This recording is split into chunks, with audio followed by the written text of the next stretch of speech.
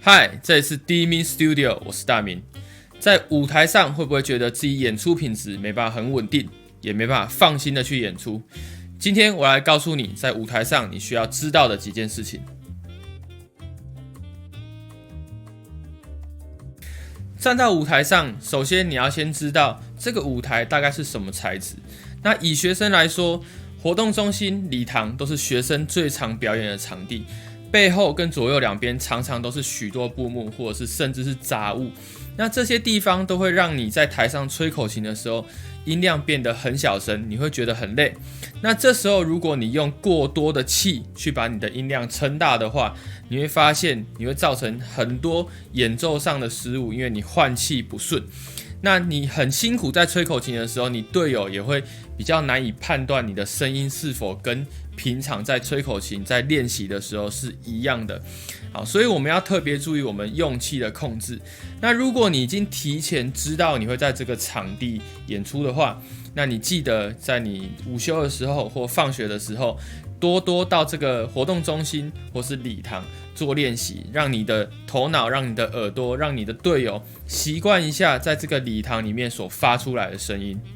乐团走到中期或后期，你开始会接触一些民间团体的邀请演出，或者是县市政府的艺文活动。那县市政府的艺文活动其实有很大的机会会办在音乐厅。音乐厅比起礼堂跟活动中心，它的声学效果因为是经过设计，所以听起来会比较好。那你在舞台上的演出感受也会比较安心，因为它是透过设计的，所以你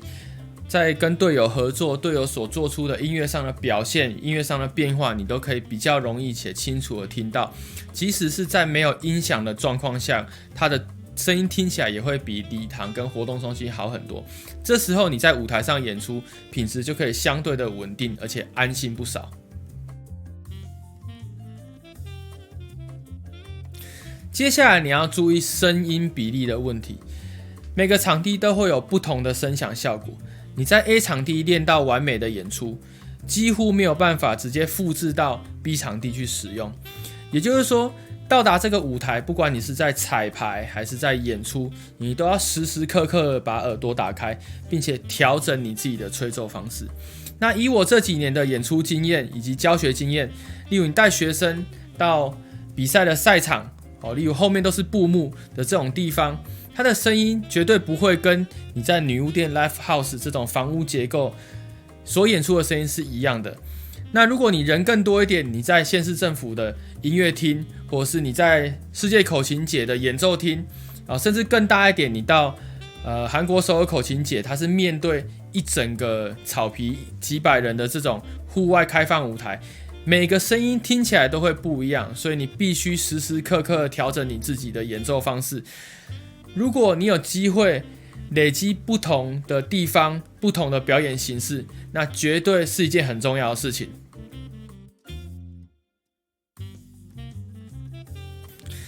第三点，音响的使用。在初期你还没有这么多金钱，还没有这么多专业知识的状况下，你很难拥有一个比较稳定的音响效果。那在我这几年带学生去演出的状况，比较常遇到的是，例如我想要演出五重奏的曲目，但音响公司只给你3支麦克风。那其实这个跟沟通其实有很大的关系，因为音响公司对于口琴的这个乐器，它并不是那么的熟悉。也就是说，口琴它是一个新兴的乐器，那口琴重奏又是更新的一个领域。大部分的音响人员他是没有看过这种演出形式，那他自然就不知道你应该要怎么样去配置这个麦克风。所以，如果你能有顺畅的沟通，那这个状况一定会减少很多。在舞台上，如果你不是专场的音乐会，你可能是别人的音乐会的其中一小部分，或者你只是某一个开幕的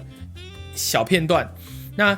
彩排时间可能就只有15分钟，只有20分钟，只有短短的时间里面，你很难把音响调到一个非常完美的状况。这时候你要调整音响的目标就是不要太难听。好，你把一些很刺耳的声音剪掉，把一些会回收的频率稍微调整一下，这样就可以了。能在台上稳定且安心的吹完，才是这个15分钟、这个20分钟彩排的目的。所以你在台上演出，在台上彩排的时候，你就要适时的把耳朵打开，去听一下这个场地带给你的回应，然后哪些吹法、哪些嘴型会造成这个场地很难听。能把曲子安心且稳定的演完，是在调整音响初期最重要的目标。世界上有很多厉害的演奏家，在舞台上演出的时候，站位方法都不同。那我们以口琴重奏的角度出发的话，大家可以先参考以色列的 The Adder Trio， 他们是3个人3重奏的状况。主奏站在正中间，贝斯扣的站在左右两边，这样可以让主奏完整听到低音跟节奏，那也可以让你在舞台上演奏起来声音是比较完整的，听起来也会比较安心。以学生的角度来说，你在知道一场演出之前，你一定会对这个谱有一定的熟悉程度，而且你们也会练习一段时间，所以我会比较建议你随着谱的编曲方法以及主奏是谁去做前后站位的调整，让主旋律站在比较明显的地方，这样视觉效果也会比较好。因为编曲的方法不同，所以每个乐团的站位方法比较不一样。那以 Judice 口琴乐团来说，他们的编曲大部分主旋律会集中在某一个部别，那这个部别就会拥有比较多的视觉效果，所以他们就会选择3+2的方法，3个人在前面，2个人在后面的这种站法。那这种站法在正面的视觉效果其实是非常好的，然后如果你今天有录影跟拍照的话，也很容易拍得出乐团前后站位的景深效果。以天狼星口琴乐团的编曲来说，我们比较少把主旋律都集中在同一个人身上，所以我们在做队形转换的时候就要做出相等的回应。主旋律的人我们会请他站在比较前面的地方，其他部别会站在比较后面。那如果角色互换的时候，主旋律的人就要往后退，那换成主旋律的人你就要往前站。我们希望透过这样的队形转换，让目光集中在演奏旋律的那个人身上，然后其他人就可以比较安心的做好你的配角工作。那同时你用这种方法站位，你会很考验你对于每个段落的清晰程度，你的头脑是否可以很冷静的记住你应该要站在什么位置上，然后怎么样的位置关系才会让摄影师会有比较好的拍照角度，还有比较好的景深。除了一些常见的站位之外，我们也可以透过一些设计，让你的视觉辅助听觉。以 Fata Morgana 续这首曲子来说， Rob 一个人坐在椅子上，其他3个人站在旁边吹口琴，会让这个曲子的孤独感更增加，然后效果也会更好。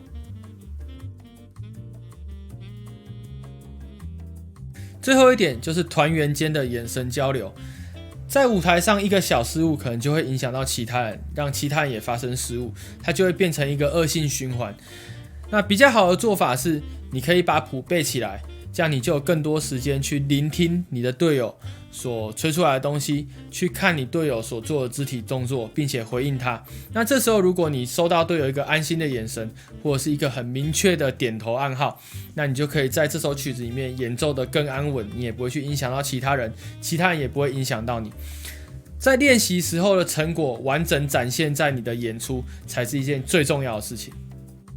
以上就是今天所分享的舞台内容。那如果你对于口琴课程有兴趣，也欢迎到下方资讯栏，里面有更多详细的资讯。这里是 D-Min Studio， 我是大明，我们下支影片见，拜拜。